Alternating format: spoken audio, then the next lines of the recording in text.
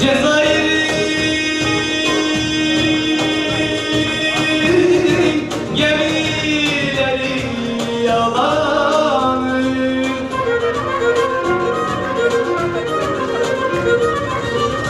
Yalanır da iskeleye bağlanır. Cezayir Kemal'e kısma. Deli gülüm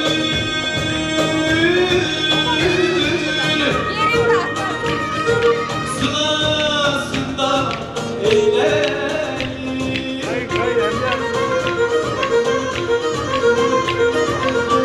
Bir yol ver bana aşkım deniz koşayım da karnına aşayım. Bravo efendim. Ölmeden sevdiğime kavuşayım. Cezayir sokakları mermer taşlı, güzelleri gören başlı. Cezayir yandım Cezayir, yandım ayrılamam. Hop!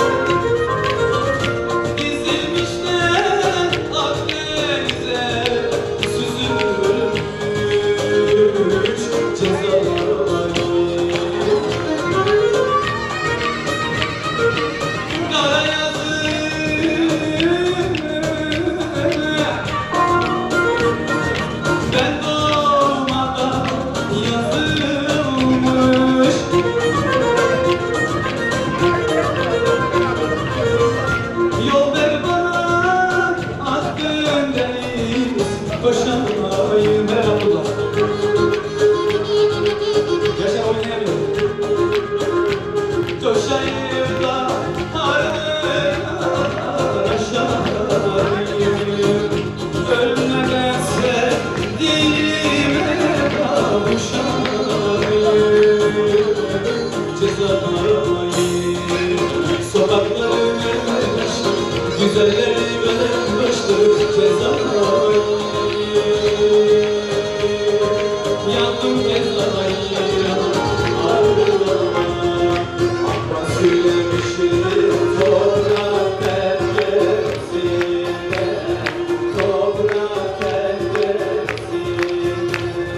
Hayalim boşalır mutfak penceresinde, mutfak penceresinde.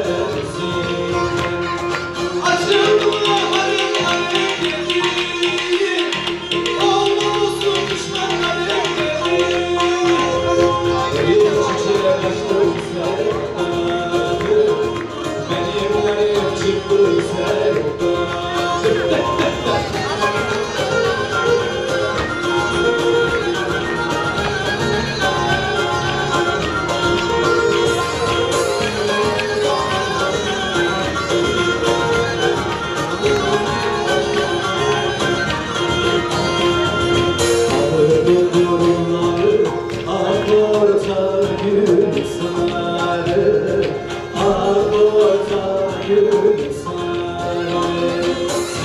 Güle dokudu ben o hayali.